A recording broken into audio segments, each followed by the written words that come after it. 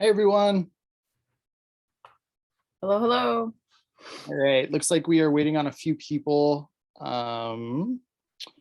Sarah, Glenna, okay, I see Anna connecting. I know Assistant City Attorney Brett Jetty is going to be joining us. So make sure that he has that link. He's not scheduled to be on until 6:20, so I'll assume he's going to get on before then. But it looks like, just kind of looking over the agenda, looks like the tech host is me tonight. The facilitator is Anna.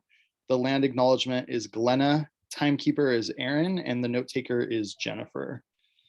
So let's give it just a couple more minutes to see if Sarah floats on, and then we can get started with the land acknowledgement.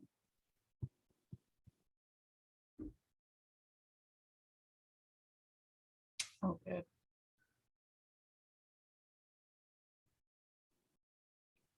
Hi, Glenna. We're just going to wait to see if Sarah hops on, and then otherwise we can jump right into it. Good to see you.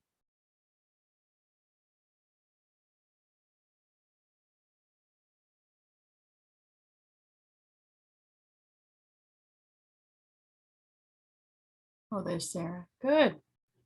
The gang's all here. All right, excellent. I would like to call the September 8th Race Equity Advisory Committee meeting to order.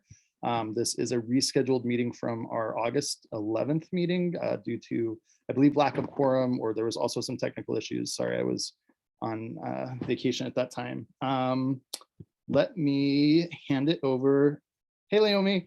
And I will hand it over to, I believe, Glenna to do the land acknowledgement. All right. Every part of this soil is sacred in the estimation of my people. Every hillside, every valley, every plain and grove has been hallowed by some sad or happy event in days long vanished. Chief Seattle, 1854. We would like to begin by acknowledging that the land on which we gather is within the ancestral territory of the Suquab, people of the clear salt water, Suquamish people. Expert fishermen, canoe builders, and basket weavers, the Suquabs live in harmony with the lands and waterways along Washington's central Salish Sea, as they have for thousands of years. Here, the Suquabs live and protect the land and waters of their ancestors for future generations, as promised by the Port Elliott Treaty of 1855.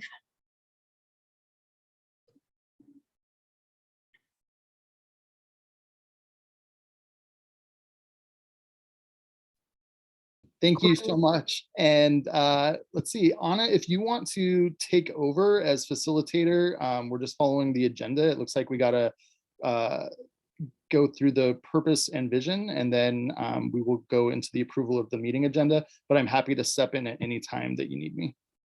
Hey, thank you, Quinn. I have two separate agendas. One considers, so which one are we using, please? The one that I am looking at right now is the last one that was sent out. So it should have been sent out by Christine, and it is, let's see, Thursday, August 11th, 6 p.m. And it has the opening and welcome, approval of meeting agenda, approval of minutes, react purpose structure, and city attorney's memo, public comment, update on Bremerton City Council activities, old business, new business, and then establishing roles. Okay, then that's the one I have open. Okay, who is, there we go. Who would care to read the purpose and vision, please?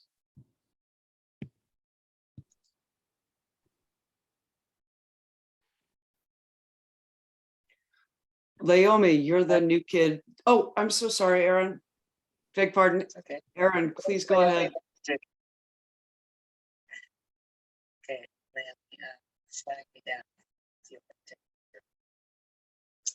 I'll start with the purpose. Bremerton Race Equity Advisory Committee purpose: to advise the City Council by applying a race equity analysis to all aspects of governance, and to maintain engagement with and accountability to other work being done throughout the Bremerton community in service of race equity.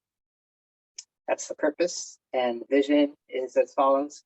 Bremerton Race Equity Advisory Committee envisions a city that strives to continually dismantle its own institutional racism within policies, programs, budgets, initiatives, legislation, systems, and infrastructure, amplifies and joins racially, culturally, and socially integrated community endeavors toward equity, well-being, and liberation for all, and aspires to model for the nation a city in which people of different races, ethnicities, backgrounds can interact, form friendships, and participate fully in the community's political, economic, educational, cultural, and civic endeavors. Thank you very much, Aaron. Do we want to introduce ourselves very quickly? It is 6:06. Hi, I'm Anna Mockler. I'm on City Council. I'm tonight's facilitator.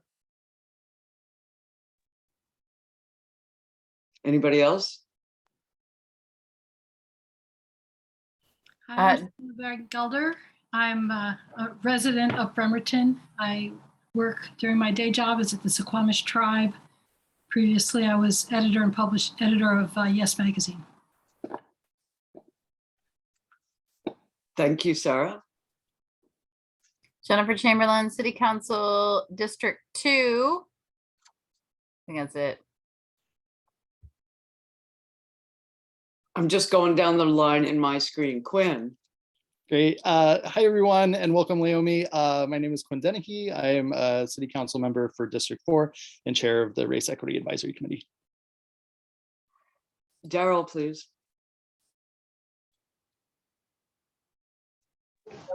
Daryl Riley. Okay.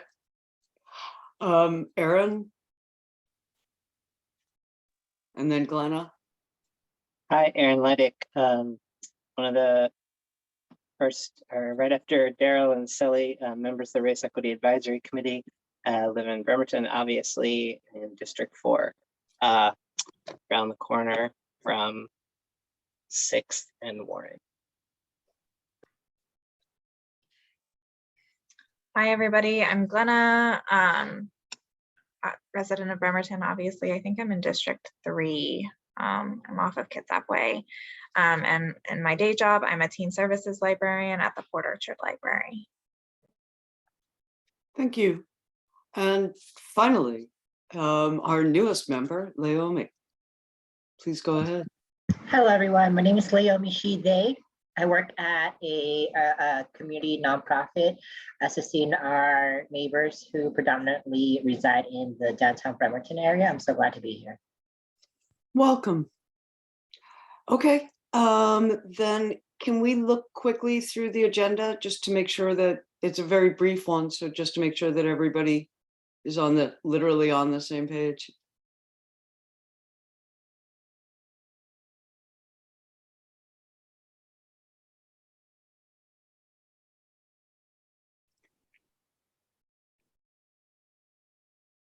Okay. All right. How do we go about approving the minutes from the July 14th meeting? There we go. Echo. So if you keep scrolling down in the agenda, you will come to the meeting minutes, which were written by someone who did a good job on writing minutes. Who was that? I think it may have been Christine that time, but I'm not sure. I forget if there was another note taker that had it. But yeah, let's just remember to have a motion to approve both the agenda and the minutes so that we get that on the record. Thank you. So may I have a motion to approve the agenda and the minutes, please? I'll make a motion to approve the agenda and minutes as presented. Second that. Anyone opposed? Yeah, go ahead, Aaron. I'm not opposed. Don't we discuss before you call for a vote?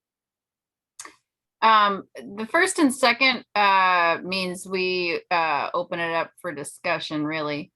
Right. Okay. I'm not let's raising my just- hand because I'm not raising my hand because I'm opposed. I'm raising my hand because I have a correction to the minutes. Okie dokie.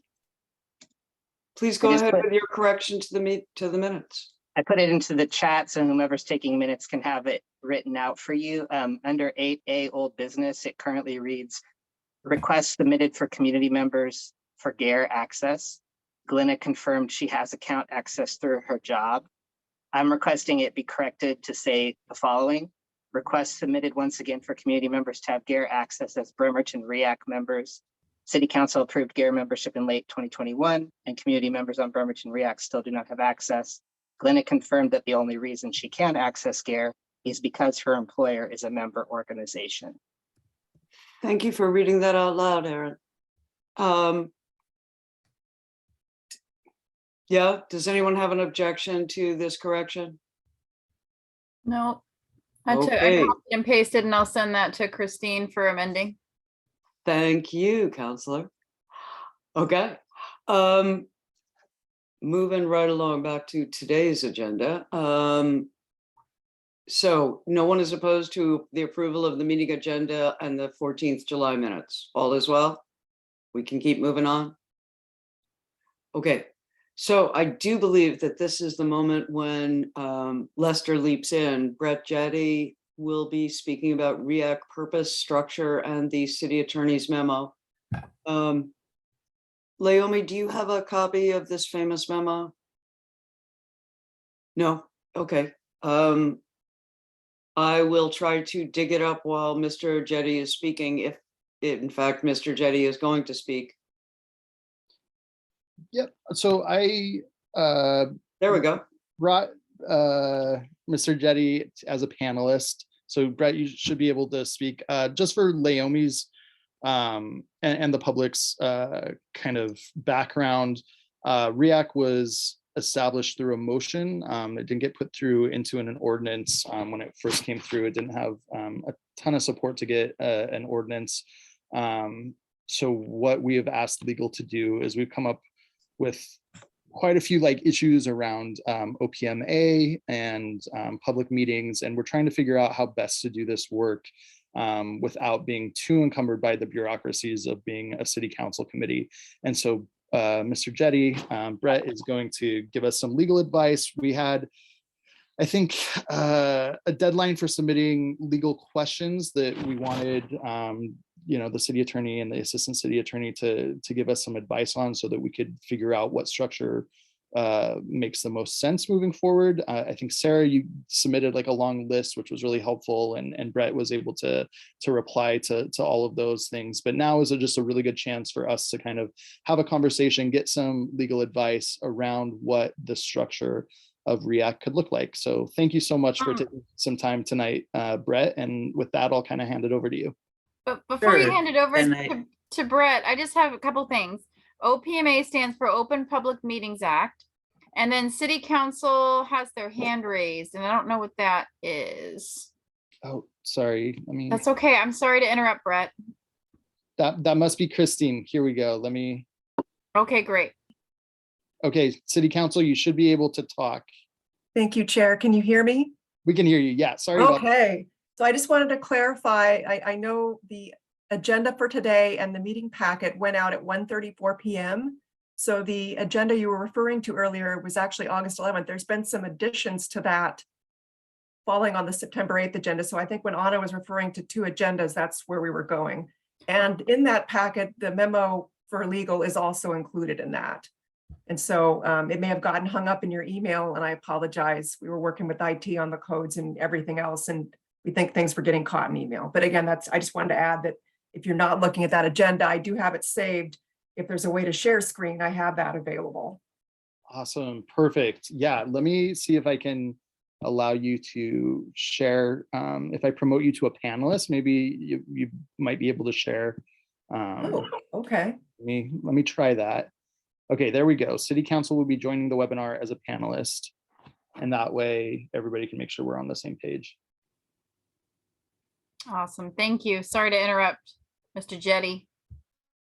no, not at all. You beat me to the first thing I was going to say, which was that the OPMA stands for the Open Public Meetings Act, for anybody who doesn't who doesn't know, as Mr. Counselor Dennehy knows, lawyers like to talk in acronyms. So I am here really just to answer your guys' questions that you might have regarding the memo that was sent out. The memo from myself to Councilmember Dennehy. Then there was an email with responses from myself, and then a kind of draft sample potential ordinance that could be passed to establish and set things like terms and appointments and that sort of thing for the REACT committee. That's just kind of a sample. It's by no means a final completed document, and it can be changed however it needs to be changed. And so it's just kind of based off of some of the other committee ordinances that exist within the city. And so I'm really happy to answer any questions that you guys might have about the memo or the answers that I had to the various questions that had come in regarding the Open Public Meetings Act, public records, and the setup of this committee and other committees in the city.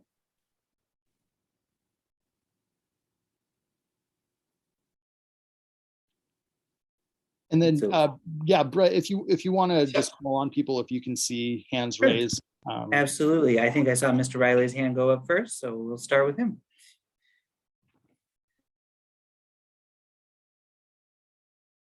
You are still on mute. Sorry about that. Good evening, everyone. Do you have any advice on, so I've sat on other committees.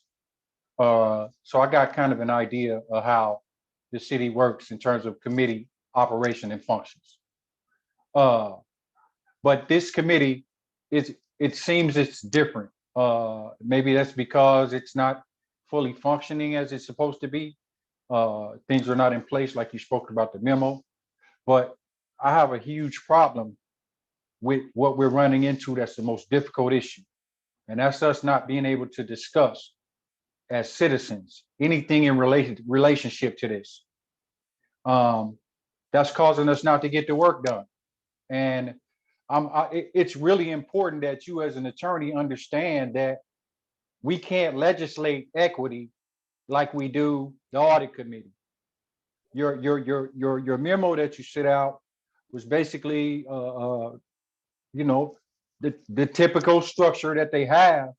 But what kind of ideas do you have, or do you have any unconventional thoughts about how we can move around that? Because we're not having meetings. If I want to talk with two of my community members about something in relationship to REACT, then I can't even talk to them until we get to the REACT. And then if we're not on the agenda, we can't talk about that. So how do we get around all this bureaucracy that's being put in place? You know, because this committee is actually being set up to die. It's not being watered. It's not being fertilized. And how do we get beyond that? Sure. So that's something that I would have to give some additional thought to about. And when you say community members, I assume you mean the other community members on this committee that you want to talk to, not other folks outside the committee. Yeah, that is something that, whether it would be possible for you, I think it would depend on, frankly, the subject matter that was being discussed, and it gets it becomes tricky. But it's something that I'm happy to give some additional consideration to and speak with Kylie about. And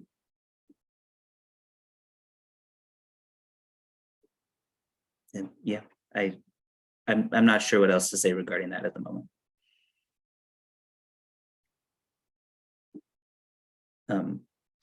I saw Councilmember Chamberlain's hand go up. I don't know if she had. Sarah Van Gelder, I'm just going to interrupt briefly. Sure. Sarah Van Gelder, do you have the ability to raise your hand on your computer, or do you just do it manually? Yeah, I'll defer to her. So you had your hand up. So yeah, go right on ahead, Sarah. That's all right, go ahead. I'm Thank you, I'm kind of Jennifer. floored by that answer, so I think I better collect myself a little bit first. No problem. So my understanding, Mr. Jetty, is that part of the reason that we are bound by OPMA laws as far as how, like, when we can discuss and how we can discuss things, part of it is because our committee allows public comment. Can you talk to me a little bit about the difference between committees that do not allow public, like for instance, public safety does not have public comment? So can you tell us briefly the difference between the two structures and how maybe that's my understanding is that might be a way for us to kind of be unbound a little bit. So so public comment does certainly bring this committee under the OPMA as an advisory committee, allowing public comments. It's very clear in the case law that accepting public comment is one of the things that brings it under the OPMA. I think there is an additional factor, and that is the city charter. And the city charter requires that every committee be open to the public and every committee meeting be open to the public. And so in addition to the OPMA, I think regardless of whether the committee accepted public comment, it is still subject to that charter provision, which requires that it be an open meeting. And I'm not saying we should be some kind of closed door meeting making decisions without full transparency. Because I mean, we should have a full, we should have an open meeting. And I just, my understanding is that, okay.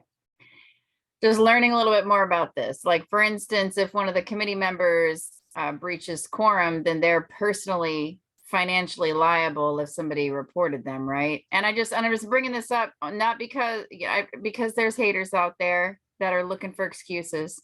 So am I correct with that analysis that if somebody does break OPMA as an individual member, that they're personally financially liable if somebody reports them?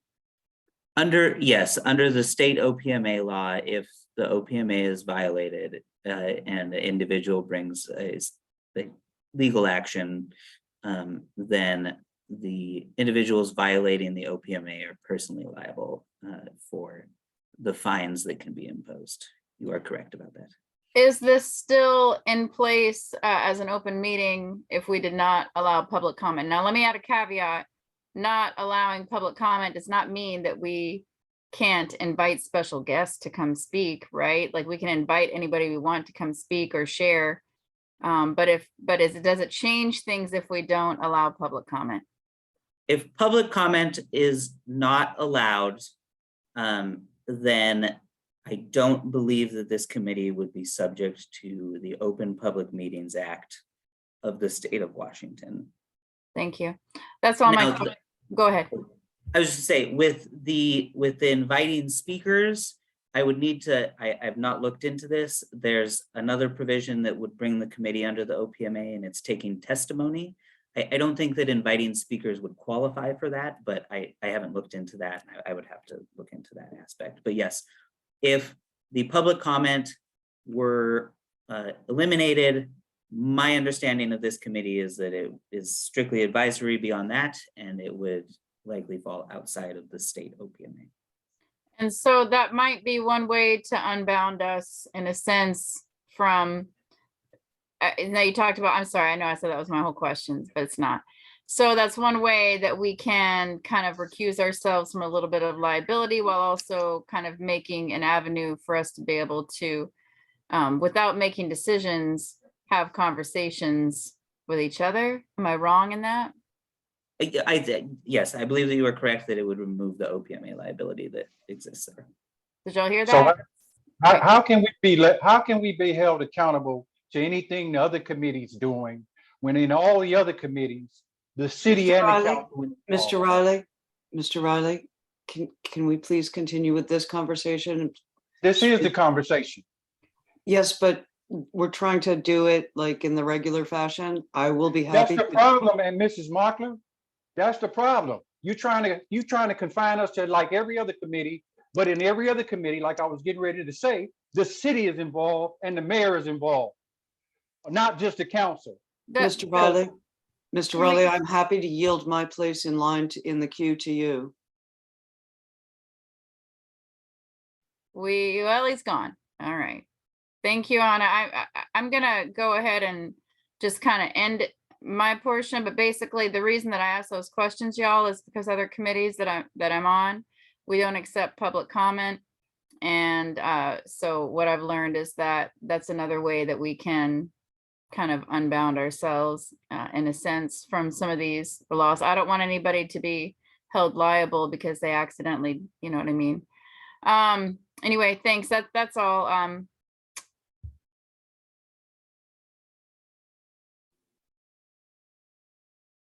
I'm not sure who was next. I'll just I'll defer to Councilmember Dennehy. He's at the top of my screen. I don't know if he was the next individual or not. Okay, I think I had my hand up after Jennifer. So that is really helpful to know that public comment automatically draws people into the OPMA. I think it might be helpful for the committee to also understand it's not just personal liability of like $500 or $1,000 when there's a violation. The OPMA also states, and you can correct me if I'm wrong, that any action taken in violation of the OPMA will nullify any action. So if we advise council for an action based on something that we did outside of the OPMA, there could be legal standing for, and we've had this, people that don't believe in racism, people that don't believe in institutional racism, people that want to dismantle this committee specifically. We've had public records requests from those people looking for ways to get rid of this committee and invalidate everything that we've done, right? To make sure that we are in line with the OPMA. So I want to make sure that the committee understands this isn't just us trying to, one, shield them from like $500 or $1,000 worth of liability. It's also to protect the work that we do when somebody brings a legal challenge against us that could invalidate anything that we do. Is that a fair understanding of the OPMA? Yes, yeah, I would 100% agree with that analysis that any violations of the OPMA, the acts that were taken in violation of it can be nullified. And as chair, sorry, I was just gonna say, as chair, I've been privy to public records requests of entire meetings from the very beginning of the inception of REAC, and based on those people that have asked for those records, they seemed somewhat hostile to the very vision that we have. So this is something that like is an active legal defense that we are trying to not a defense to litigation, but to make sure that when those public records requests come in, that there is nothing that those entities can do to shut us down or to shut down the work that we're doing. Like, is that kind of your understanding as well? Yes, correct. I think in part of what I'm doing when I'm constantly harping about OPMA stuff is ensuring that what the city is doing is able to continue to be done and continue to stand and withstand challenges and be done in a legally adequate manner. And so yes, this is part of it. As you said, there's lots of PRA requests. I do want to clarify there's not currently any pending OPMA challenges to this or anything like that. But yes, it would be a concern. Great. And then my final question before I pass it on to the next person is in response to Daryl's question, we're still able, much like city council, to do work in smaller groups as long as it is not a quorum or a rolling quorum, which means that right now we have 7 confirmed members. Naomi, you haven't been confirmed yet. We're kind of working on that. I let you know about that. But if there's 7 members, 3 can get together to discuss things without it violating the OPMA, as long as when they bring that idea to the group, that's in an open public meeting. Like the 3 of us city councilors, if we got together to discuss some ordinance that we were planning on putting forward, as long as we didn't talk to a 4th member, we wouldn't be violating the OPMA. Is that also correct? That is correct. And I do just want to caution as your lawyer that with rolling quorums, yes, 3 folks can talk. That's totally fine. You do have to be careful that one of those 3 then doesn't talk to a 4th one about what was discussed with the 3, because then all of a sudden you have a rolling quorum. So there's lots of different ways to create a rolling quorum. So as long as you're cognizant of that and careful about that, then yes, smaller groups can work on something individually and then bring it to the larger group, as long as it doesn't surpass the, as you said, it would be a fourth person here. So. And that includes email communication. As long as you're not emailing the entire group, you can contact 2 other people as long as that's staying with those 3 people, right? Correct, and is not passed along to any other. Great, thank you. I believe Sarah is, oh. Mr. Lydic?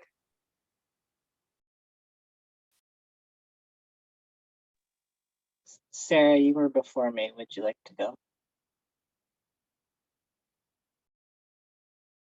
Oh, you're muted, Sarah. I'm happy to wait until later.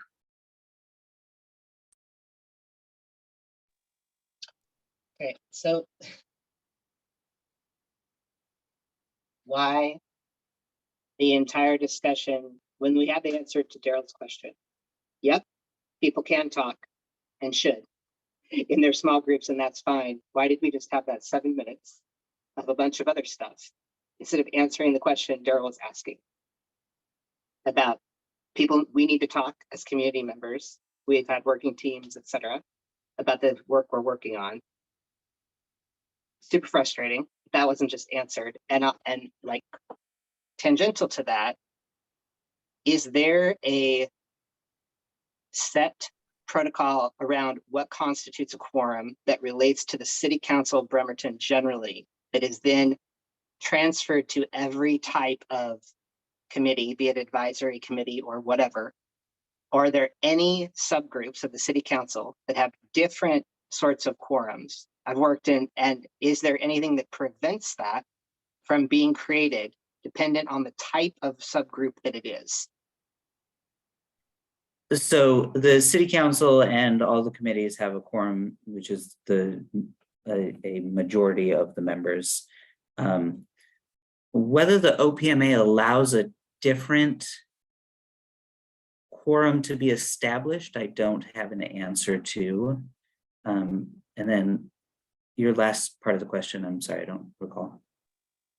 That would be important to know, because if you will revisit our vision and purpose, which I put in the chat again, part of our function is to assess and give advice for change based on systemic issues, right? So if one of the barriers standing in our way, as not as the people who are city councilors, but as the people who are community members on this committee, is the barriers to the opportunity to have generative conversation so that we can bring that informed reflection to the group as a whole, thus to advise the city council, then to not have the city actively figuring out what are the ways that we can make that possible, that the community members can have that generative conversation by knowing, are there structures that will mean, hey, yeah, we could have a different model of what the numerical formula is for quorum or working teams of this advisory committee that is sub of the city council for its quorum. That's a really important piece, because our focus isn't to take all the systems and infrastructure as they exist and say, these are undoubtedly neutral and super beneficial to everyone. Our purpose is to look at them and see how the inequities are built in, and to seek out how to make them actively anti-racist rather than supporting the status quo. So that's what's really frustrating about not having that piece of the city behind our work, is to say, let's do some of that figuring out so we can help this committee do what it is actually supposed to be doing, rather than, as Daryl was sort of pointing out, the same model that the other committees are doing, which aren't charged with the same work that we are. They're not charged with looking at that systemic piece, right? That's our role. And I am Thank you. I'm happy to look into what constitutes a quorum and whether that can be expanded under the OPMA, and get back to the committee.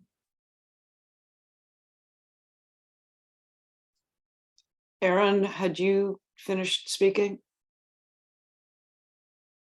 Yeah, but I'm just asking because you have your hand up.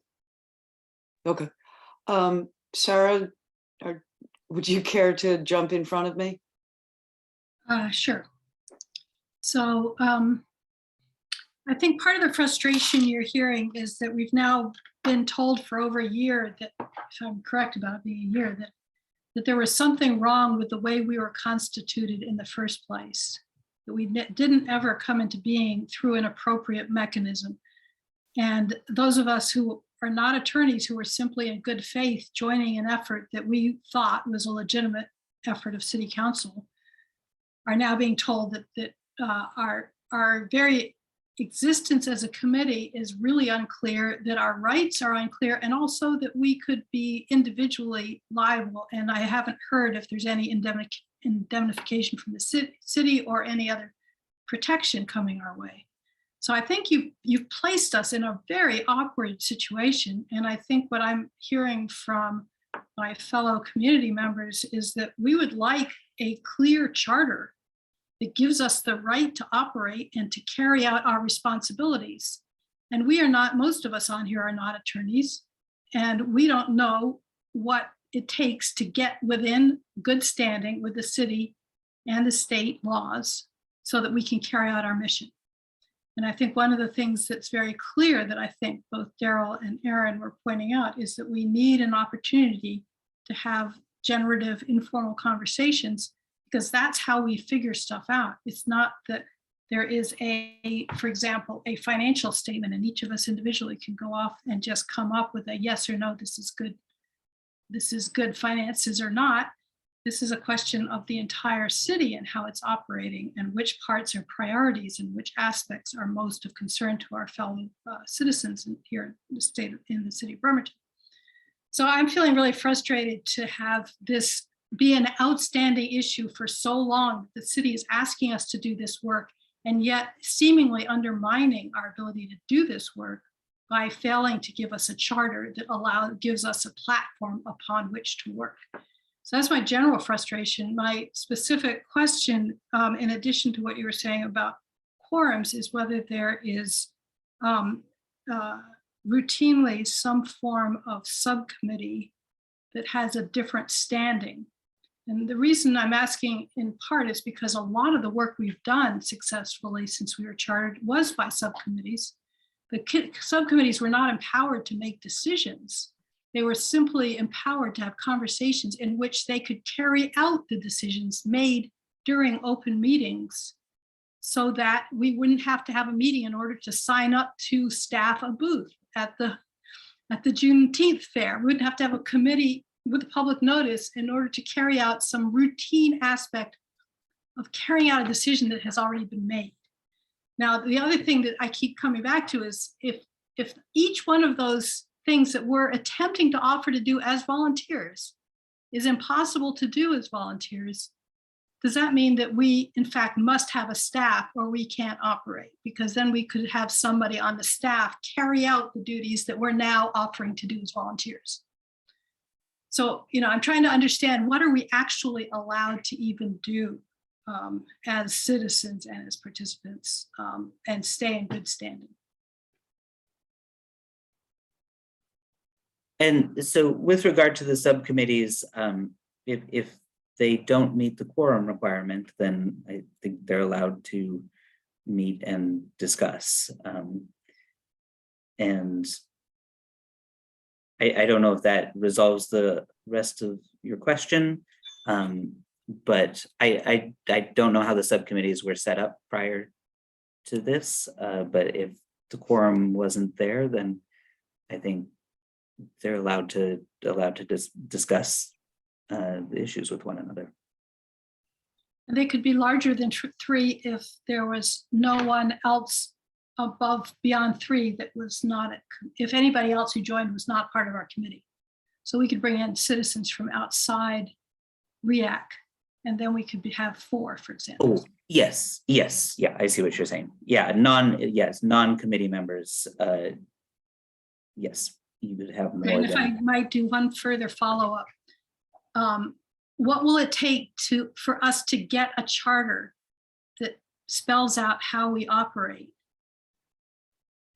We don't, Well- as far as I know, we still don't know how to put new members on this committee. We don't know what our terms are. We don't know how we elect our own, well, maybe you guys know, but I don't know that we have a charter. I do. Actually, in the memo, and since we have not one but two lawyers here, they can correct me. But in the memo, there was a suggested action. So when you're talking about a charter, the thing is, city council needs we should make a recommendation to the council to adopt an ordinance establishing the purpose of the committee, the member selection and removal processes, the term of member appointments, and staff support for the committee. So this is the suggested action on like the second page of the legal memo that's part of tonight's agenda. And one of the things that's going on here is that this is a city council committee. It was created to do something that the council can't do, which is to like actually create, fulfill the purpose and the vision.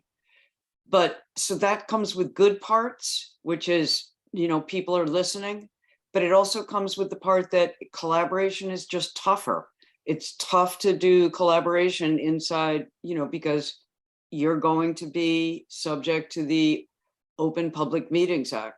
And that's just, people like get on the radio and explain, here's why I quit city council in California, because I like collaborating, and you just can't do it as much as a person would like to do it while on council. Have I said anything inaccurate so far, Mr. Jetty, Mr. Dennehy? Okay. So establishing this ordinance, which is something that, is not that tough. We have the draft in the agenda packet, would actually give us the standing. Is that correct? To be like, to stop being a Pinocchio committee and become a real boy? So the draft that is included in there is, a potential draft memo. It would need to be, reviewed and revised by this committee before they recommended it to the council, and I'd want to take a look at it to make sure that I didn't miss anything when I was making the initial draft and that there's no issues. But yes, that's the essential route to getting the ordinance in place. Okay, so thank you. I'm done speaking. Jennifer. Thanks. Sorry, I'm coming back around. Second layer of questions. And I know that it's 6:42 and we want to roll through the agenda.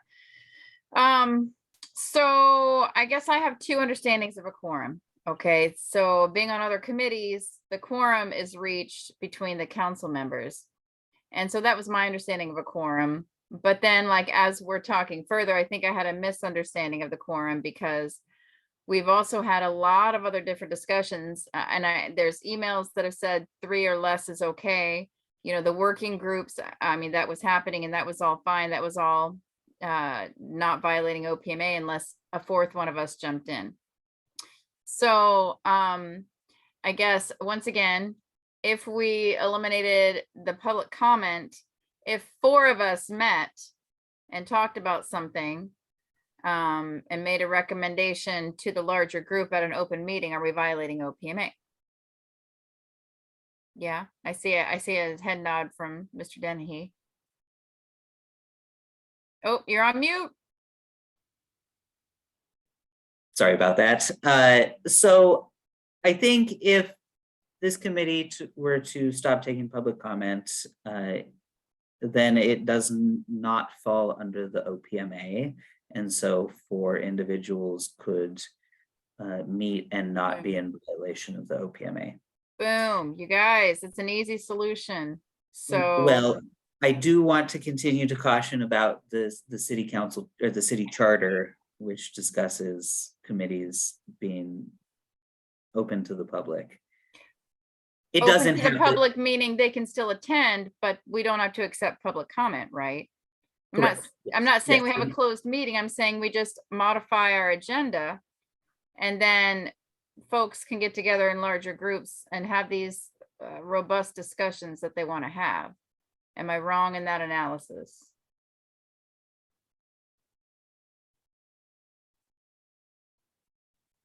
whether the 4 individuals talking would constitute a meeting under the charter would be the question there. Okay, so we need to know what quorum is by our city charter.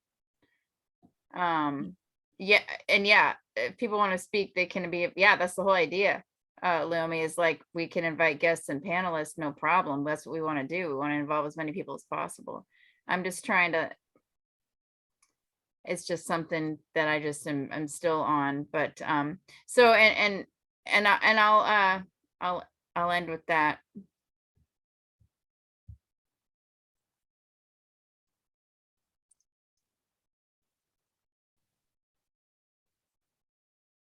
On a separate way, so I know we're into second round. I can't hear Oh, you. sorry, I think I was covering my mic. Is that better?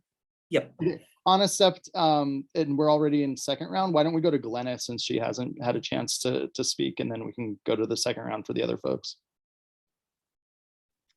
I'm gonna be honest, I don't have a question. I couldn't get through this discussion without kind of raising my disappointment and my embarrassment that it's September. It's 2 years after the formation of this committee and we're having this conversation. And I think the way in which we're having this conversation is really shameful. I don't recall a time up until a couple of months ago that we ever rigorously followed Robert's Rules of Orders in terms of hearing the voices. And I'm really ashamed that the one Black member of this community, the one Black male on this committee felt like he had to leave this space.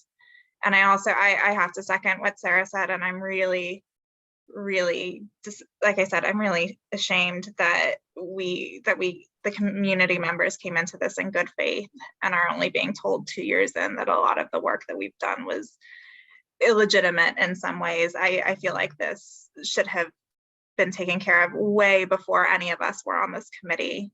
And I just wanted to, register my disappointment with all of this for the notes. Thank you, Glenna. Did you have anything more to say? Thank you. Quinn, please go ahead. Yeah, I was just gonna respond to Sarah. So Sarah, like your question of like, how do we actually get a charter going? How do we get this legitimate? The next step is basically for the 3 city councilors who are going to be presenting an ordinance to get together, because we won't be violating quorum, to work on this ordinance after we kind of had this time to get questions from the community members. We didn't want to ever, there's kind of 2 ends of the spectrum on this committee that are always at tension, right? One, making sure that it's community led and that all voices are being heard and that we're taking direction from the community, based off of the community members that are on here, versus the urgency of the issue and how quickly we need to take action. And that has always been kind of the tension ever since, basically this committee was kind of dropped off on all of us without much guidance. And then all of a sudden, when we tried to do the work and emails were going out, they kept getting flagged for, hey, I don't think this committee has had the training in OPMA. I don't think the committee understands what the violations might be. And so that's kind of the tension that has been going on. And the buildup has been, okay, how do we still move the work forward? But in the background, we still need to figure out this structure so that this committee has teeth. And I think that's where we're at the point right now is we've had the chance to debrief what's been going on well, what hasn't been going well. We've had a chance to say hey, this is really messed up. This is part of the systemic problem that we need to address. And then we also needed to include legal, because although I'm an attorney, if you ask me about civil rights or discrimination law, I can give you a legal opinion. I'm not a government attorney, so we needed legal advice to I have these same questions too. What is quorum? How does the OPMA factor in when it's not a governing body? And so the next steps after this meeting are going to be, the 3 counselors on this getting together, putting together an ordinance based on the legal memo, based off of the information that you guys are coming forward with, and then presenting that to council. I hope to bring it back to the committee because I want you all to obviously be comfortable with what we put forward, but you're absolutely right. We need to actually create a structure for this. The second part that I want to just kind of echo is that this has been really frustrating for me too. Like I think this has been frustrating for a lot of folks. I as somebody that joined last year, I also thought that this was like buttoned up and legitimate and moving forward. And then we had some people leave and some glaring issues came to light, specifically because we had community members that don't believe in what we're doing, requesting public records and wanting us to fail. So it is a balance between making sure that the work that we do goes forward, but also not letting those folks that don't want to see this work forward winning and being able to take us to court over it. So I hear the frustration, I share the frustration, and I do want to just let you know that that's the next step, is the three of us getting together, writing an ordinance, working with legal, working with the mayor, presenting it back to you, and then presenting it to council.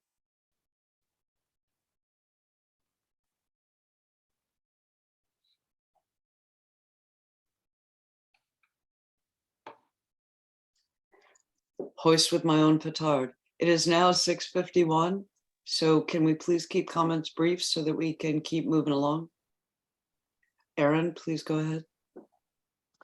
Thanks. Quinn, when you were just speaking, you said the three of you work on a draft, and then you used the phrase, you hope you can bring it back to us. I feel very uncomfortable with the hope part. I feel it should be, we absolutely 100% will bring it back to the full committee, because in the draft version, there's multiple things that I think are not in line with the values and the process we're trying to work from. And I had a bunch of notes I typed up, I didn't know if we were going to get to giving feedback on it today, but in terms of what you are going to take back to city council, to frame it up so that the way we are doing the work is the work, right? There's no point in this committee existing if in its own structure, it's not creating the mechanisms that undo institutional racism. There's no point. It's just a rubber stamp that it doesn't do anything. We have to lead by example. So I would like to know what you mean by you hope that you'll bring it back to this committee. Yeah, I can respond to that. It was basically, if you want us to, that was the hope, right? Like I don't want, because again, there's a tension of what are you guys doing? Why is this taking so long? Well, if you want the input, then we need another meeting where we come back and say, hey, this is the work we did. This is the draft. Look it over. Here's our feedback. We meet once a month and it needs to be by the OPMA. So, my frustration as a counselor is getting criticized on both ends. Why isn't it going fast enough? But also you need to include us on every step. And those two are completely at odds. And so if you have the grace to give me to like, hey, let's bring this up at a meeting, and government works a little slow and we're going to need 2 meetings, which means it's going to be 2 months until we have structure, that's fine. But if it's more important to you to say, no, we need this structure right now so we can actually do the work, well, then we won't bring it back to you and we'll just bring the ordinance to city council. So that's the tension that I'm feeling. And I need, I want to be accountable to you all. This is your committee. I want to be accountable to you all, but I also want to give a little bit of a reality check of you can't have it both ways. Can I respond to that? I just want to, please go ahead. I understand criticism from both sides, very familiar with it myself in a lot of the work that I do. And I think a lot of the things that we have been frustrated by as community members taking longer than they should weren't those types of things. They weren't things where we need to do 2 meetings to figure it out. It was things like November 2020, I believe it was, or 2020, what year are we in? Whatever. No, it was the getting the GARE membership and then it being 9 months until it being accessed. That wasn't an issue of it being a month between our meetings. You know what I'm saying? So I just want to say, like, there may have been some times when we want to be a part of the process and we only have 1 monthly meeting and that makes the process slower. And maybe sometimes we as community members haven't put those puzzle pieces together. But I would argue that that has been a very small percentage of the times. And that mostly this original issue of city council or the city government as a whole, not sort of saying we're forming this committee and we're going to do it right and we're going to empower it and we're going to do it right from the beginning, and those ducks being in a row, that original issue has been the barrier, and we have tried to call that out in multiple ways. And so I think we have a pretty good understanding of the amount of labor that goes involved, and it's been a small percentage of the time that we have been pushing for something that was really an issue of us having not enough meetings to get it done quickly. Sure, and I think there's also structural issues with the GARE membership. We don't have a budget, and it costs, thousands of dollars for each of you to get an email, even with Glenna's email. Like, I still need approval from the city council to fund that email. So there's structural things that are behind the scenes that, again, it's just working in government. I understand the frustration, but I am gonna give some pushback from now on. Right, but it was also, I'm not talking about from when we got the GARE membership to community members on this committee getting our email addresses. I'm not even speaking of that. I'm speaking of to when folks who already had City of Bremerton addresses started accessing it was a huge span of months. That's what I was referring to there.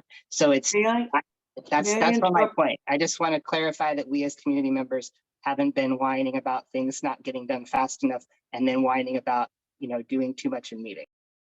May I interrupt briefly? Thank you, Aaron.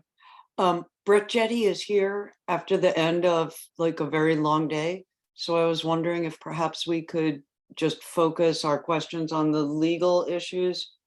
So as to permit him to get home and have some dinner. Just putting that out there. Aaron, had you finished speaking? I did. I didn't see any email. Brett, you had referred to Sarah's questions, or somebody did, and there was a reference to Sarah's questions that Sarah sent an email being answered. I didn't see those answers, and so I'm wondering if we were going to hear those answers tonight. Hey, Aaron, as a quick note, I also had a question about that, and it's in the August agenda packet. I found Sarah's question. It's also in tonight's agenda packet. Are you talking about the legal memo? If you scroll down, Sarah's really solid questions are answered one by one. Aaron, I'll forward it to you. Are you talking about in the version of the packet we just got sent out late today? No, I'm talking about the one that was sent out at, I think, 1:34 p.m. That's what I'm talking about, not the original one. Okay, the one that was sent today is the one you're talking about. The first one that was sent today. You haven't received the one sent at 1:34? I'm looking at it now. I'm saying I had not gotten that until sorry. today. I didn't know that the answers had been sent. Okay. Excellent. So Aaron, had you finished speaking? Okay. Sarah, please go ahead. Thank you. I think that question of the values that Aaron was speaking of, that we're trying to do our work as an anti-racist team, which means there are ways we do things that are anti-racist in our everyday interactions. I think that's a really important value, and I want to make sure that we do everything we can to embed that within the structure of how we work. So that's my first comment. The second related comment is that Aaron took the time to go through and write a bunch of comments. I haven't seen his comments, but I suspect they would be worth taking into account. I haven't had a chance to do that. I work every day, and I hear the concern about our attorney needing to also have rest at the end of the day. I work also long hours, and there wasn't time between 1:30 when this packet arrived in my email and me running out to get a little bit to eat and coming to this meeting. I didn't have time to give that a thoughtful review. If I had, perhaps I could have been a better participant in this meeting. But in any case, I feel like process-wise, part of combating white supremacy is not creating artificial scarcity and artificial deadlines that create this sense of stress and tension, and instead giving ourselves the grace to spend the time in advance of a meeting to really mull something. I'd also like to echo Erin's view that we should not just, that what we need is a rock solid commitment that this comes back to us. As I said, it may make your work more effective if we do have a chance to weigh in advance via email, or if there's some other mechanism that's not violating anything for us to comment. And then for you to take that into account when you meet, and then to bring us back something that takes into account the values that we're trying to get embedded into that process. It seems like that increases the probability that we'll end up with something we'll all be able to celebrate. And the last thing I'll say is that part of the scarcity and stress that I'm sensing in this committee is that we do have a scarcity of time and a scarcity of money. It just seems to me that that we're constituted as an all-volunteer group. We only meet once a month under these very confining circumstances with an agenda that we often feel like we have little to say over, and very confined amounts of time. Where we did some of the most generative work we ever did was during our retreat before some of you on City Council joined, where we did not put that kind of stress on ourselves. And we came up with some really creative things that have driven this committee's success since then. So anyway, circling back to that question of scarcity, it seems to me that part of our charter ought to include both a budget and a staffing. And then we could take some of the stress off of the volunteers who are, including you all on the City Council, and give us a chance to say to a staff of some kind, they could certainly be staff that have other responsibilities within city government, but to say, we would like some help with this or that. We need this kind of data. We need this kind of analysis. We need this kind of legal perspective.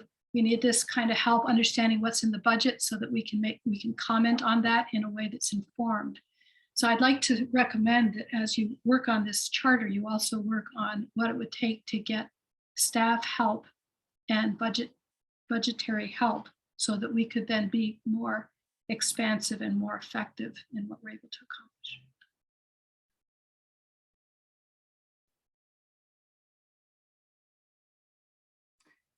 Okay, in the interest of time, I'm going to go Thank ahead. you, and speak. Sarah. I'm going to go ahead and speak. Yeah, Okay. Thank you, Sarah. Please go ahead, Jennifer. Yeah, I'm going to go ahead and speak. So, so absolutely, I'm going to make that guarantee to everybody here that we're going to bring an ordinance back to you for review. Okay, like that's a commitment that I'm willing to make, and I'm sure Quinn's on board too. And but just like I totally understand the idea of decolonizing on artificial timelines. Like I get it. We have to find a balance between the two. And to be fair, like we've brought legal here before, and y'all were upset at that legal was even here imposing on it. And I'm so grateful and so happy that we're at a place now where you're being open and receptive to the advice of legal. Okay. They've been here before, and it was not a good situation, but here we are, and we're working collaboratively together. Can I add some clarification to that point just real quickly, Jennifer? I don't think anybody was concerned about speaking for myself, my frustration with legal being present was that I had no idea what the content of that was. And the content was incredibly shocking to me. And I had not received any notice that we were going to be discussing that at all. Okay, so that was where the concern on my part came from. So, and you guys, all of your feelings are valid in that way, right? Like it was shocking for me to come on and learn all the things that I cannot do anymore as a city council person. And like, I can't, like certain things I can't do on social media, certain things I can't, do out, there's just ways that I have to act differently. And it was a little shocking for me too. And to have to fall into that, it's been a culture shock. But I just want to do my best part to, to be part of the democratic process and represent my constituents and do my job, do the job that I'm getting paid to do. And I completely respect and honor the fact that y'all are volunteers, because I've been a volunteer too, in a lot of different capacities, and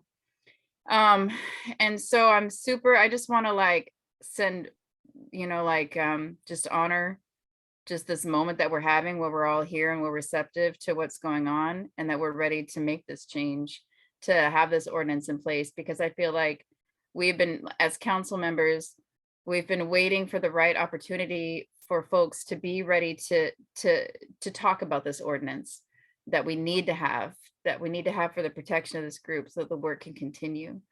And so I'm just super appreciative of the energy that y'all bring, and the questions that you're asking, and your feelings are valid about, you know, being overwhelmed and disappointed in where we're at in the process of having an ordinance. We were also disappointed coming on to this committee, knowing that this wasn't in place already, and hoping to get to a place where we can collaborate to get the ordinance done. And so absolutely, we'll bring an ordinance back to you. And I do want to have a deadline for it, because I want this to be done in a timely fashion. And that's, you know, I'm deadline driven, and that may be colonial, but that's how it is. You know, if we have a deadline, we're going to get it done. We're going to bring it back to you. And so if you know me by now, you know that I am a person of my word. And if I say we're going to bring it back to you next month, we're going to do it no matter what. So, and I try to make things happen. So some of the things that and so first of all, Brett, back to you. If we, once again, if we do not have public comment as part of our agenda, can we email collaboratively information without making decisions?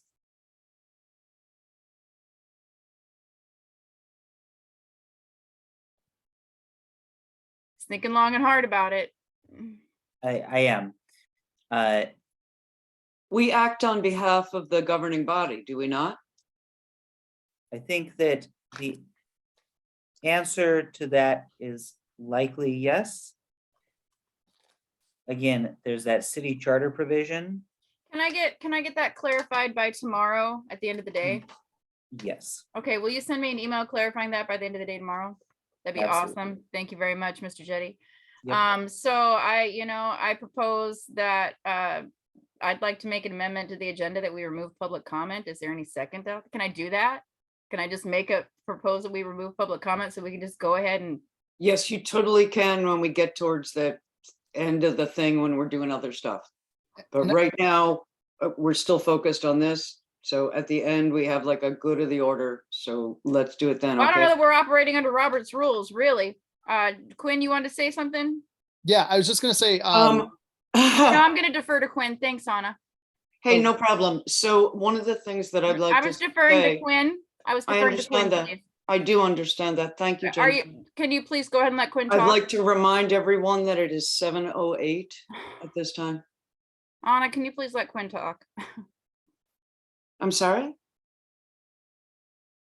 oh, Anna, I'll just be super brief. Thanks for keeping us on time. I just wanted to say, I think that it would behoove us to wait for legal to make sure that the correct case law has been researched. That's kind of, you know, a question, why legal minds say it depends. It depends on what the courts say. So I think like figuring it all out after case law has been researched and we have the memo in front of us and all of those answers in front of us, then we can start making the I just thought, public comment wouldn't be good, this wouldn't be good, whatever. so my thought process on it was, if we remove public comment from our agenda today and we're no longer, and we find out tomorrow that we're okay to collaboratively email this month on ideas and feedback or whatever, then we can move forward with getting this ordinance in a timely fashion by our next meeting. That was my thought process. Is anybody else vibing on what I'm saying? I mean, this is just going over everybody's head, and I'm just like out in outer space with this idea. Well, I am the facilitator and we have a place for new business at the end. So I would like to suggest that we defer this until that time. And in the meantime, it is 7:09. May I suggest that however you guys want to do it, make a motion, make a consensus, that not only that we have a draft ordinance that we can send to every member of this committee, within 2 to 3 weeks, so that everyone will have had an opportunity not to reply back because of the whole rolling quorum thing, but to have seen it and to be ready instead of having it arrive in the agenda 3 or 4 days before the next meeting. So is that something that we can commit to, Quinn, Jennifer? I Yeah. think there's just one layer that we might be missing is once we write the ordinance, we might need legal to look after it to present to the committee because Yeah. it wouldn't be behoove us to present it to the committee and then legal says like, you can't do that, you can't do that, you can't do that. I think the correct step would be write legal, then the committee. Is that your legal advice? But Brett? just to make, Yeah. I'm so sorry, Quinn, please go ahead. Oh, yeah, no, I just got a nod from Brett. I wanted to make sure I was understanding the process. I don't want to present anything to the committee that we then have to revise. Yeah, no, but restrictions. just to make sure that, that they have like at least a week to look at it because everybody's working hard. You know, so that we get it to the rest of the committee at least a week before the next meeting. That's all. Mhm. Yeah, I like that. I think that's fair. And, I and the think- next meeting is like literally in 2 weeks. So it might have to be the September, or I'm sorry, the October meeting, if I'm actually thinking about staff's time for the budget season. Our next meeting. No, yeah, I just meant the next REACT meeting. I think the next REACT meeting is, because this is a rescheduled one, I think the next REACT meeting is like, it's in 2 weeks, isn't that right? No, this is the correct day for the REACT meeting. So we'll have it in a month.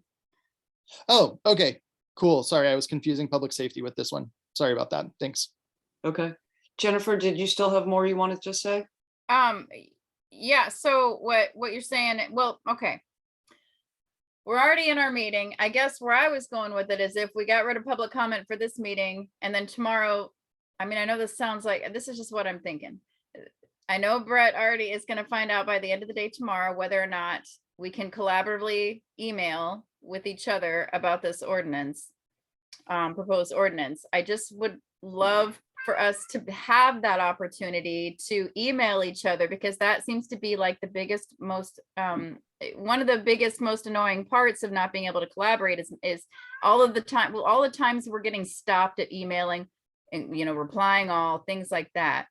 So if by tomorrow if we were to remove public comment from this meeting, Brett, are we no longer under OPMA?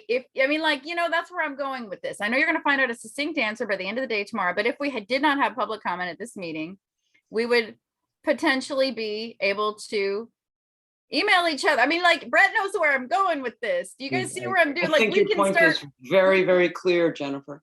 we can, I mean, am I wrong with this? If you guys remove public comment from the meetings, most likely, yes. I'm not sure. I'm not sure what the enacting motion that created this committee, if it mandated public comment, and if it did, then you guys can't. Okay, so then I would say yes, it would probably be fine. So the answer is you won't know for certain until close of business tomorrow. Oh, Jennifer, I'm sorry. Please go ahead. So the answer is that we're 28 minutes past the time and we want to get to talking about reappointments.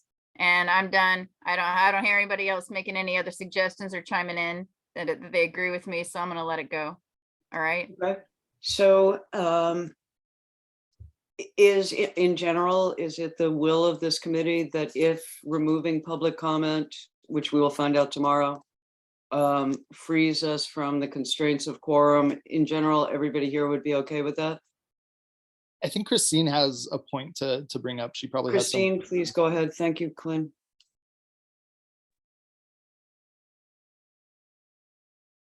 Christine, you have your hand raised. Please go ahead.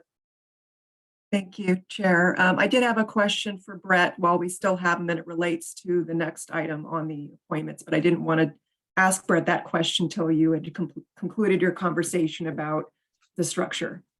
Okay, I can speak much faster if possible, if you'd like. Okay. Okay, so it's one of the things this committee wants to do is, like, in general, if we can get rid of the public comments and thereby and thereby free ourselves from the constraint of the Open Public Meeting Act. Is everybody here in general okay with that? Yeah, you know, just raise a thumb, nod, something, please. Okay, so we don't have full consensus. Okay, doke. Then we will find out what's the deal and we will revisit it. Okay. Moving on to the next item, which is number 4, appointments. Christine, you had something to speak to on this one, please? Thank you. Brett, my question as staff is, we have limited community members on this committee, and we're kind of reaching points with each of them where their terms are expiring. So rather than renew terms for 1 or 2 years granted for each of the positions, the committee has been extending terms. And we recently had Aaron's term extended to the end of the year. Tonight, we have extensions proposed. I don't have that in front of me, for 2 members whose terms expire next week. So I understand we need those individuals to be, I guess, extended so that they're acting members while this structure question's being brought forward. We also have an additional volunteer who was selected by the committee after a very lengthy process, and that's Laomi, who's here tonight. And at the time when the committee selected her, we didn't designate her term. And I wanted to clarify for the committee that I understand the need by the city to not put on new volunteers to the committee while this is being addressed. But given the work being done by the committee and that Laomi's been willing to volunteer and the committee selected her, that's why I asked the chair to put that on the agenda to clarify her term, since she is willing to volunteer.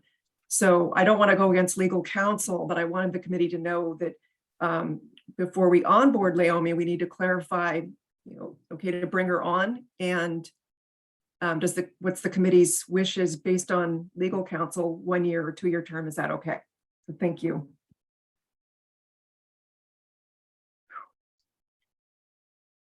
And I believe that the city attorney, Ms. Fennell, has been having this conversation with Mr. Dennehy and perhaps the other council members, and so they've been advised on this, and I don't have anything else to add to that advice unless they have further questions. Yeah, I can fill people in with my conversations with Kylie. Basically, Kylie stated that she advises that we don't add new members until we actually have our codification. So my kind of workaround to, again, satisfy 2 disparate needs is Laomi, you're kind of a member in a holding pattern where we would love for you to continue being a panelist. We can love to have you be a member, but you won't be confirmed until we have that ordinance and like the term limits in. So we would be extending the 2 members' times. Laomi, you would be part, but we would just be waiting for confirmation that is in line with the ordinance that we're about to write until it's like fully official. Go ahead, Laomi. I'm going to have to respectfully decline until you guys actually have that, because I do not want to be tokenized for my time, since I am a volunteer and I'm doing this out of goodwill. I do not want to be put on a holding pattern and then come up a year later and then have any type of negative emotions towards anyone on this board, because I know that the intention is good, but the impact has been horrible. Yeah, I totally hear that. And I think the holding pattern would be until we pass the ordinance. So it wouldn't be a year, it would be until we bring back the ordinance to council and that passes. But I'm, again, also fine if the committee and our fellow counselors, again, we don't have to completely comply with legal advice of saying, no, we just want you on the committee, and we'll kind of figure out this plane as we're flying it, and we were brought in by emotion, and we have asked you to come through. You interviewed. I'm fine with that. Again, it's just I want to be transparent that it's against legal advice, and I'm fine with that if others are. Yep, great. Okay, cool. All right, so Wait a second, don't we need something a little more formal and affirmative? I mean, I would like to respectfully acknowledge the awkwardness and the rudeness of that way of bringing her on board, and apologize and ask if she would be willing to serve regardless without any preconditions. That's what I'd like to move we do. Yeah, absolutely. And the way that I understand it, and Brett, you can correct me, like we've already moved on her joining the committee. It was, Christine said, subject to legal approval.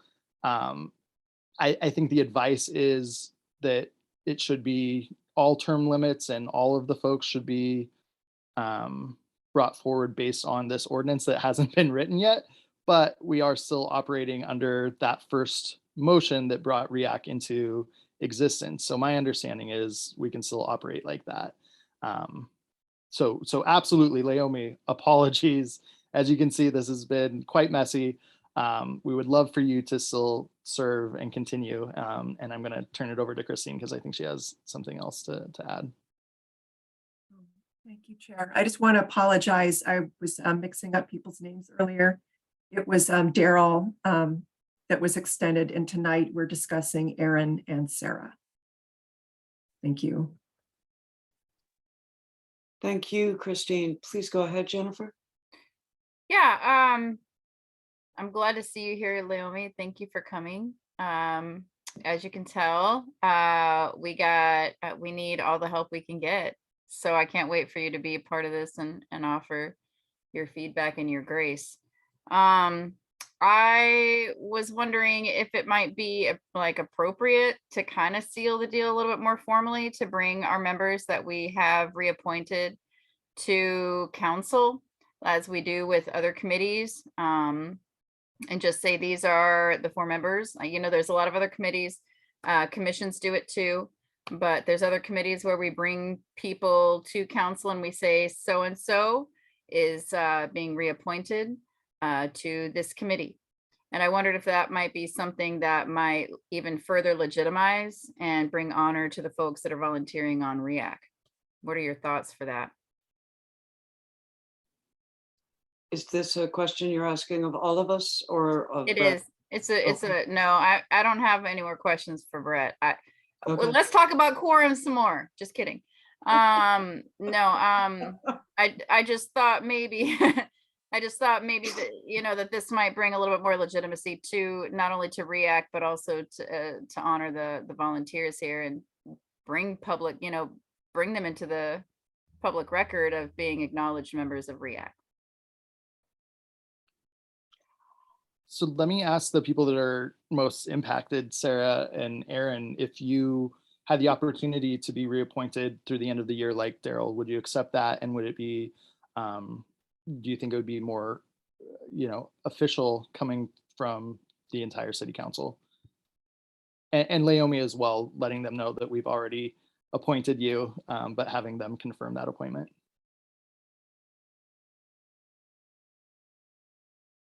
Yeah, I think you asked 3 different questions. One was whether Aaron and I would be willing to be extended. The second was, should we go in front of city council? If so. And the third is, I think you added at the end that city council would then affirm or not the appointments. Did I understand that right? Because I didn't ever know that city Yes. council was. Yes, yes, but we don't have, okay. And I When don't think the other 2 questions were on the agenda. The only thing that I see on the agenda is whether Aaron and myself should be reappointed. Okay. Thank you, Sarah, for sticking to the agenda. And I, as much as I enjoy the spontaneity of, potentially going in front of council, I'm just also running out of energy and time and patience, honestly. So shall we discuss the proposed extension to December 31st for Aaron Leidick? So what I'm hearing, Sarah, is you would prefer not to have a confirmation from council, kind of do it the way we've been doing it before. No, I think that's an interesting question. I just don't really like it being thrown into the middle of this agenda with no notice and no time to think about it, when we have an agenda that we're already not fulfilling, we're already late on. It Okay, seems- maybe, so I should put that on next month. Yeah, maybe No problem. as something that we might want to consider as a theme next month, and then we can have a chance to think I about it. like that. Thank you for that suggestion. Sorry to throw a wrench in things. I clearly have had my coffee today, way later than I should have. Okay. Go ahead, Jennifer- Christine. Oh, Oh, Quinn, sorry. are you taking over as facilitator? No No, worries. no, sorry. I got your message that you needed me to facilitate for 2.75 minutes, and I think that time is over. I was just gonna call on Christine. Go ahead, you take over. Okay, however you want to swing it. Christine, please Oh. go ahead. Thank you, Chair. I just wanted to clarify that based on the, I guess, the current structure, we're not talking about bringing these extensions to council for confirmation. This would be, the committee is currently doing the appointments and would be introducing the members to the council, like when members attended a study session and there was a conversation. So it just, to interact with the council. It's been suggested for other committees like Audit Committee to introduce members that ordinarily maybe wouldn't interface with the rest of the council. Thank you. Okay, thank you. Okay, so can I move on to the question? Aaron, being extended to December 31st, 2022, is everyone okay with that? Does anyone, is anyone opposed to that? How about that? Can I speak to whether I want to be extended before you ask other people? Hey, now that is a brilliant suggestion. I'm willing to be extended to next month's meeting, but I don't want to decide to be extended to the end of the year until we speak next month about what we are sending to City Council in terms of our suggestions for codifying us in a more solid way. Okay, so proposed expansion to Halloween 2022. How's that? Does that suit people? Okay. Let's ask first, as you well remind me, Aaron, are you okay with being extended to Halloween 2022? I'd rather just be extended, like I said, to our next meeting, to that meeting, which I'll look at the date right now. It is The second October Tuesday? October 13th, For 13. 2022. All right, so amending, so proposed extension to October 13th, 2022 for Aaron Leidick. Aaron, you're okay with that? Okay, is anyone opposed to that? Yay, okay. Moving over to Sarah Van Gelder, would you like to be extended to December 31st of this year? Well, I've been wondering about that, actually, whether I wanted to be extended at all, feeling really frustrated with how little I feel like I've been able to get accomplished here in the last months. But I think Aaron's solution is a good one for me too. I'd like to see what it is I'm signing up for. And so I'll be extended through the October meeting. October 13th for Sarah Van Gelder. Is anyone opposed to that? Excellent. Okay, proposed term for Leomi Preciado, who is, in case I haven't spelled it out, most welcome. Term expiring in July 13th of next year or of 2024. Following Aaron's most gracious suggestion, Leomi, would you prefer to be to have a 1-year term or a 2-year term?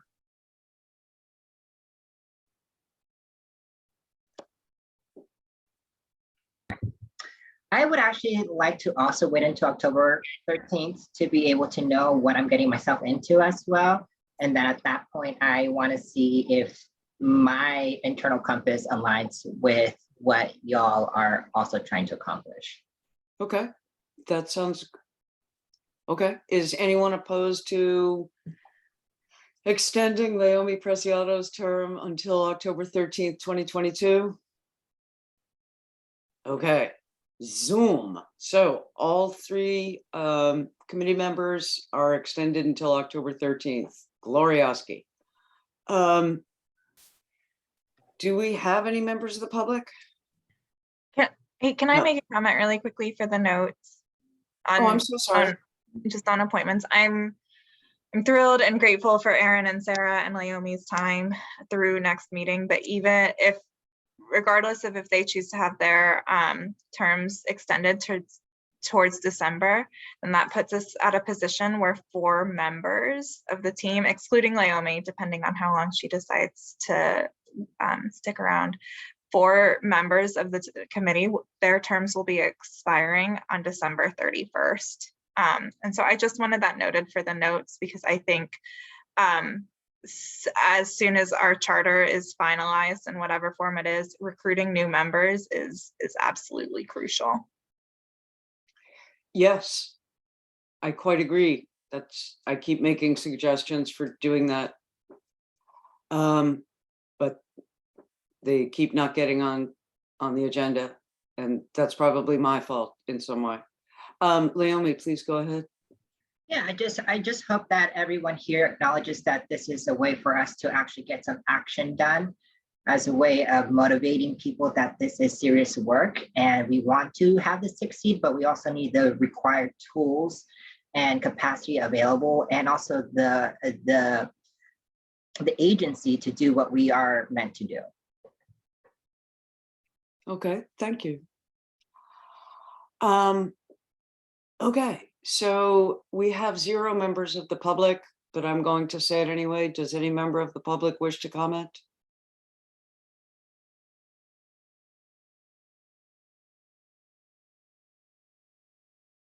Alrighty then, hearing none. Update on the GARE login credentials for Daryl, Glenna, Sarah, Erin, and now Naomi. Glenna, I feel you should crow about this because it was really a coup. Did we skip over number 6, which is the vacancies and other business? Yes. We're on the, we just went through public comment and we're now on, oh, I'm so sorry. The update on Bremerton City Council's activities. Thank you, Jennifer. All right, action item follow-up, Bremerton REAC vacancies. We have vacancies. I have proposed ways to fill them. Does anyone else have anything to propose?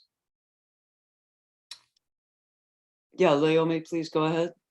I think maybe, I don't know if that would be within the realm of when y'all are starting to create the charter, but I think that instead of having it be an advisory committee, having it be an accountability committee, which would then help empower, when it also would create a sense of trust and collaboration with community members of color. Because when I hear advisory, I feel like it has, I mean, yes, you can advise someone, but will they take your recommendations? Who knows, right? So maybe exploring just the verbiage, so that way it does align more with equity, inclusion, diversity, instead of it being the Race Equity Advisory Committee, maybe be the Race Equity Accountability Committee. Is that among the suggestions that we can have as we're putting together the draft ordinance? As in, would you email that suggestion to us so that it's among the suggestions we have as we're putting together the draft ordinance? Yes. Thank you. I think we had a missed opportunity. There's so many events, like we did the tabling, right? There's missed opportunities.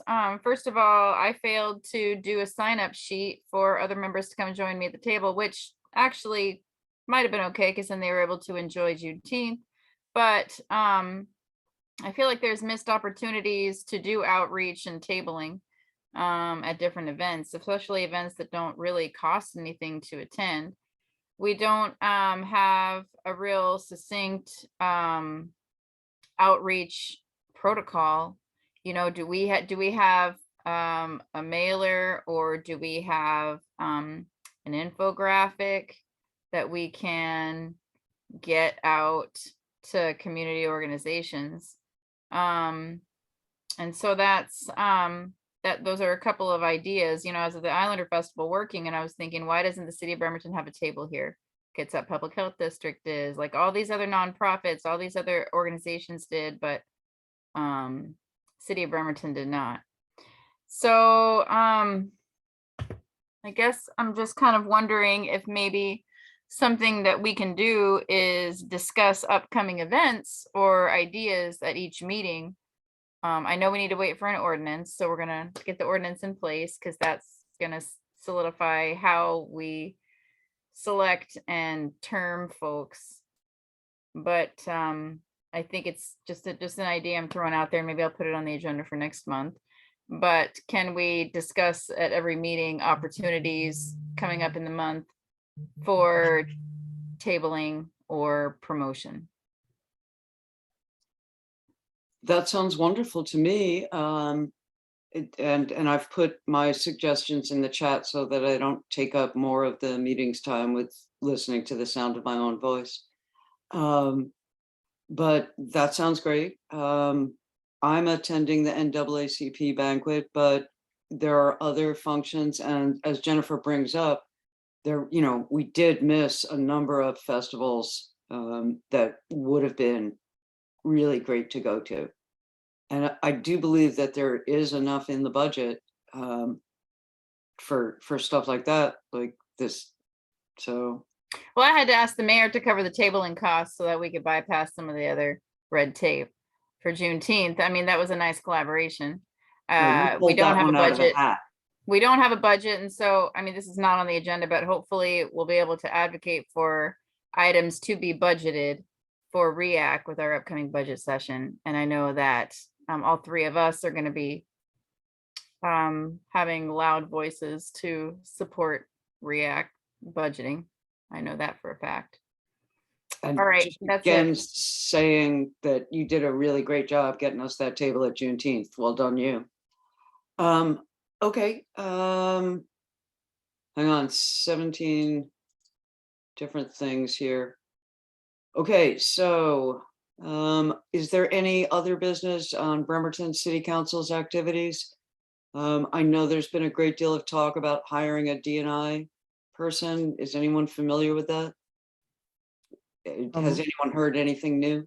From what I understand, when talking to some folks, the budget is going to show a request of council for a DEI position. Whether or not that is a consultant or a full-time FTE, I'm not sure, but we should be expecting that recommendation to be going through. So the GARE membership, the DEI personnel, those were two of the big asks that came out of the community conversation and the work that the work groups have come through, and they are on the precipice of actually happening. So the budget comes out in October, and we'll report back to you if the administration did put that person's salary or consultation fee on the budget.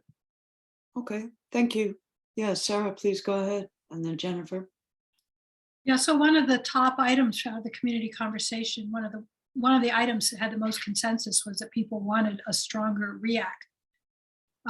So I just want to point that out for consideration with the budget, that if you want a stronger REACT, one way to do it would be to create either staffing or budgetary support so that we can get more done.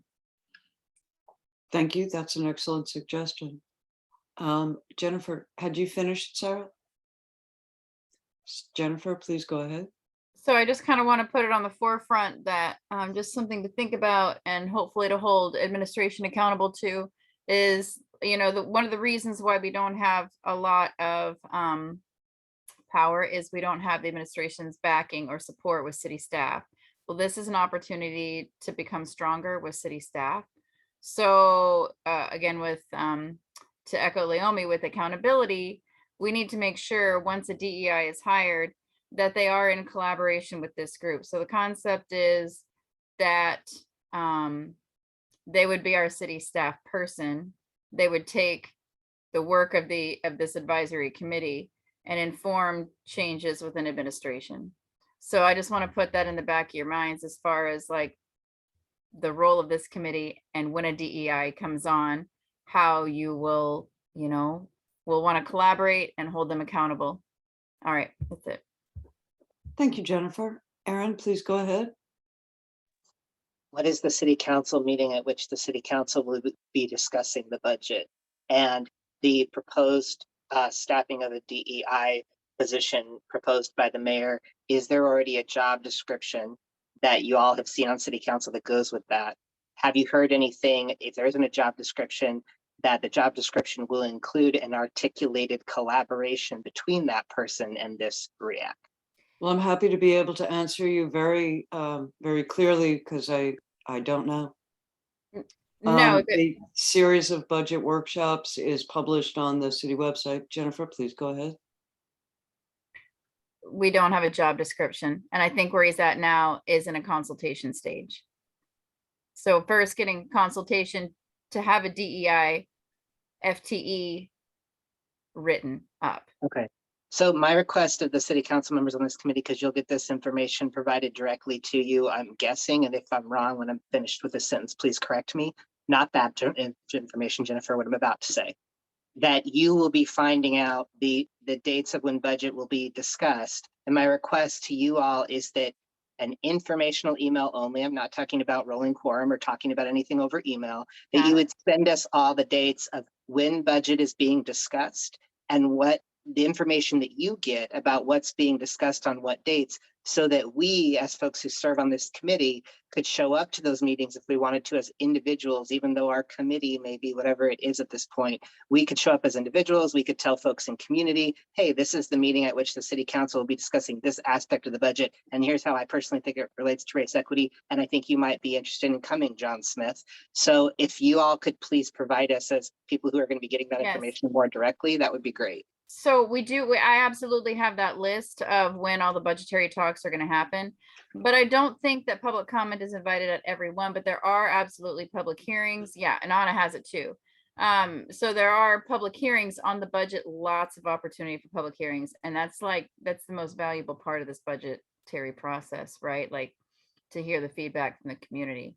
So we need to follow up for the note taker for Christine.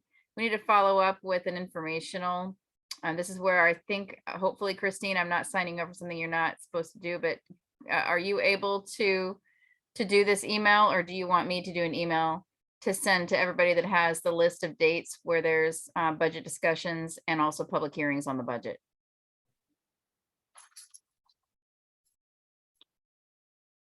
Christine, you're muted. I can answer to those dates right now. And also those dates will be included in public notices. So those will be going out that will list all the dates as a public notice. So members of the public can attend those work sessions and can comment in writing on any of those work sessions. And there'll be 2 public hearings where people can comment on the budget. And so the dates will be October 24th, October 25th, Mhm. and then I believe October 27th. 27th. And then we will have hearings on November 2nd and the 16th. And so the dates that are not the budget workshops, those are going to be actual meetings. And so those will have separate meeting notices. Okay, so the 26th is a city council meeting, not a budget discussion. Correct. Okay. And are you available to draft an email to REACT members, or do you want me to do that with those dates included? Or can you email me those dates and I will, as an information only email, send that all to REACT? I am happy to send that email. You're the best. Christine really is the best, y'all. I don't even know how to tell you how awesome she is. And you are awesome, Christine. And I would also mention that the budget is posted on the city website on 24th October. Okay, Christine, did you have something more to say? I did not. I dropped off for a few minutes, and so I'm just trying to get up to speed on what I missed. Does anyone have any other business update on Bremerton City Council activities? Okay. All right. Glenna, sorry about this. Update on the GARE login credentials. I'm just going to turn this over to Glenna Madison, who in an astounding coup de foudre made this happen. Please go ahead. I really have no update besides the email that I sent back in June, was it now? Or maybe the beginning, oh no, it was July. But if any of the city council members can report back on whether or not we have the budget for a communal email so that we can get access.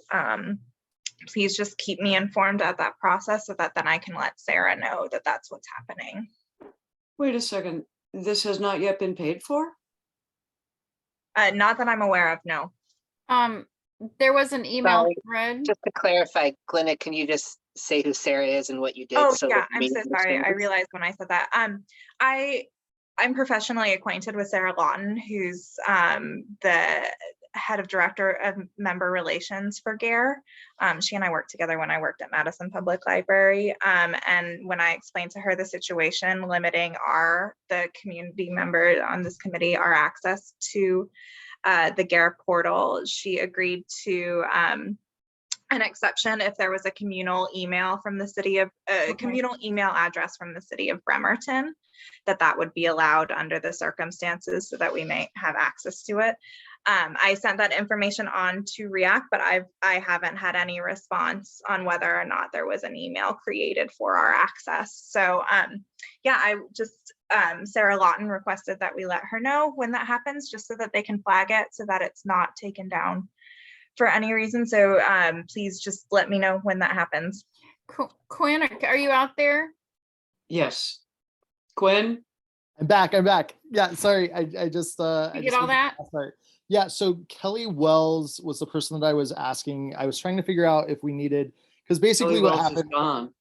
Yeah, Kelly is now no longer the head of IT. So basically, Glenna, you're amazing. Like, I ran up against so many roadblocks. I think I forwarded you guys the emails. They're like, nope, sorry, like you can't share resources. So this workaround is amazing. The part of the city we need to do is, I guess, our licensor agreement with Outlook and Microsoft is per email. And so we need to figure out if this is an IT budget that, this one email I think is going to be about $1,400 a year to maintain to get access, which is 40% more than our GARE membership, which is kind of ridiculous. But we need to figure out whether or not it's an IT budget or if we need to ask for budget from city council or from, I guess it would be like the city council budget, which is where the GARE membership came from in the beginning. I think it's a small budget though. I think only 17,000, which we already took 1,000 of. So now I need to figure out who is replacing Kelly Wells and ask them if we can get onto the IT budget or if we need to pay separately from our budget and then get that approved from city council. Do you think that if we ask the mayor directly for help with this, that would help? I don't mean to keep bringing the mayor in, but I mean, it is a collaboration. Yeah, he's been pretty, like, he paid for the table. I think he was willing to pay for something else. I don't know what his discretionary budget is, but I think that's a fine ask that we can ask as If far we as. have Can we go to a more underlying thing here, which is, Quinn, you work about 723 hours a week.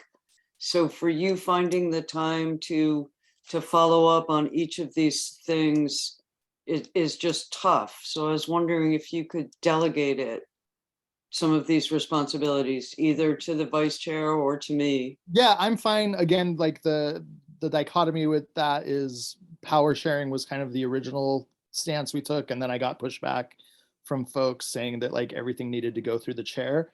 I'm fine to delegate if somebody wants to do that. I started a new job. I'm no longer at UW. I quit and I'm back at the city of Seattle, and I'm very excited about that. Go ahead, Erin. Congratulations. I'd be happy to help with that if you'd like. We can collaborate on this together, and I'll see to figuring out who to get the email. And the three of us are going to be getting together for the ordinance, so we can kind of talk about it too. Go ahead, Erin. Cool. That sounds wonderful. Oh, that's Just, exactly where I was going. A question to ask IT, and I've worked with various large nonprofits, national nonprofits on this as a way to save money when they're hosting numerous emails. Are there any email addresses currently still paid for at City of Bremerton that nobody's using? Somebody left that job. It's an email that just doesn't get used because it's from a department, blah, blah, blah. I'm sure I'm guessing, I'll try and speak for my other community members here. We don't care what the email address is. It could be whatever, Jimmy Smith's at City of Bremerton. We don't care. We're just going to check it to get the resources. So if there's one that exists and they don't have to pay for anything, there might be an email address that's a seasonal thing or something that we could even use for a 9-month period. So there's sometimes creative workarounds if you ask IT specifically you, that Aaron. question. Thank you. That's a great suggestion. Okay, anyone else have anything more on this update on the GARE login credentials?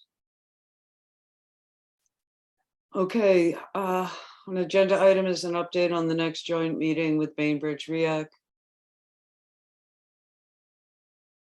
at which Jimmy Smith will not be present. I'm sorry, I just had to make a joke. I know. I too would go to that meeting. I'm sorry. That's obviously it's my understanding that the Bainbridge REAC interface is Aaron. Is there someone else?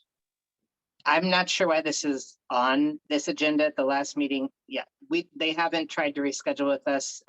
Potentially, if we were to use the same flow that we had been on, it would be the 4th Thursday in October, which would be the 27th. However, remember the reason we didn't have a joint meeting with them last time was because their interpretation of needing to meet in person, et cetera. So I haven't heard back from them on next steps. So I don't have any new information about that. Okay, thank you. The next item on the agenda is the update on the next retreat, which is it correct to say that this is something else that will need to be deferred until the draft ordinance is done?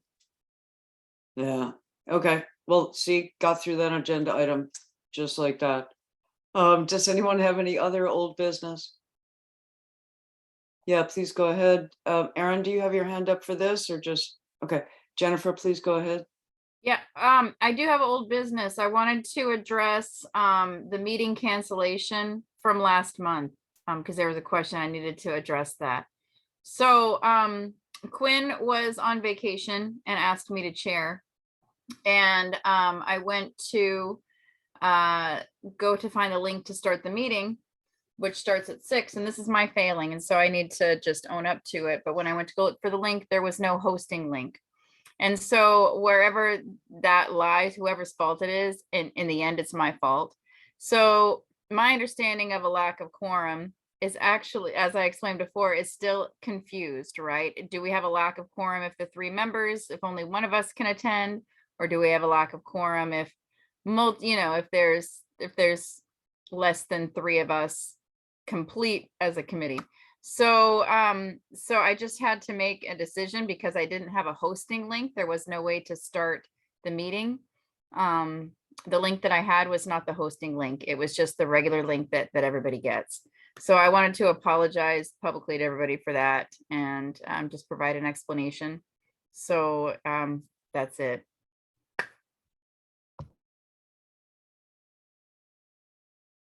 That was lovely of you. Thank you. Okay, then moving on to new business, where it would be an excellent place, for example, if someone wished to make a motion, like if the vice chair had a motion that she would like to make, this would be a great time for it. Okay, well, I mean, I could bring it up. We could have a discussion, but I would also like to propose maybe we table it till the next meeting if needed, but the motion, and if you want to table it till the next meeting, you just don't second it, everybody, okay? The motion is I make a motion to remove public comment from our agenda. And then if there's no second, it just falls flat. But if there is a second, we can discuss it. We could say put it on the next meeting, whatever.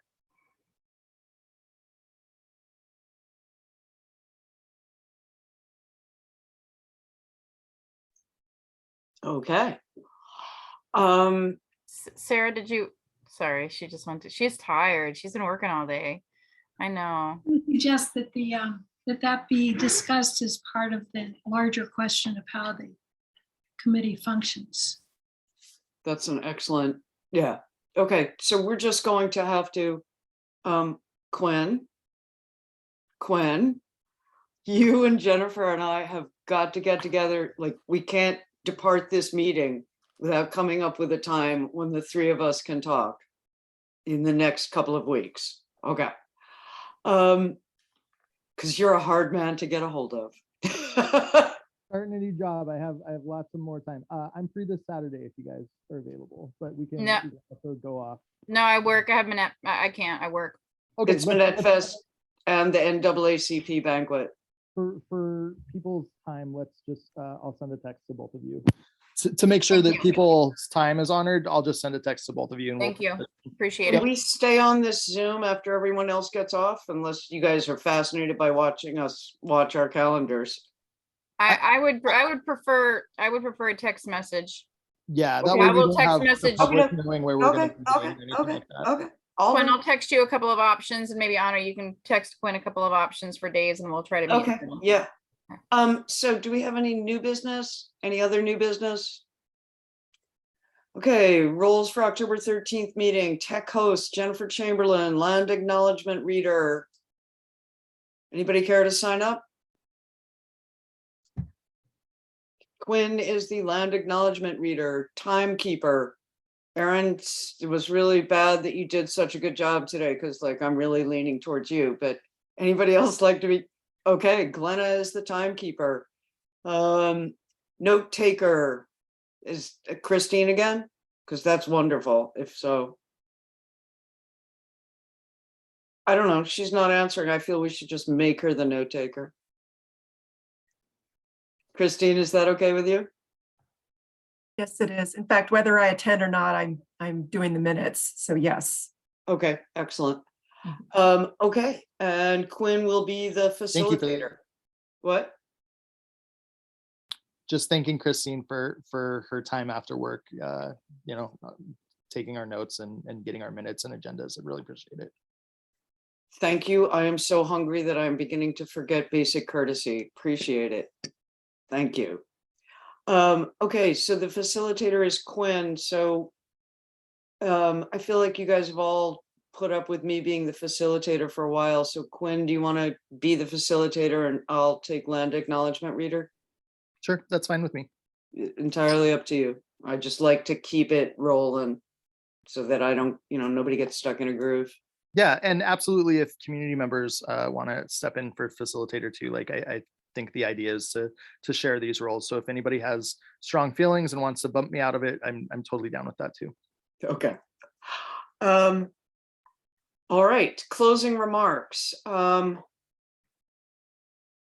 Everybody is frustrated in this committee, and I am frustrated in this committee.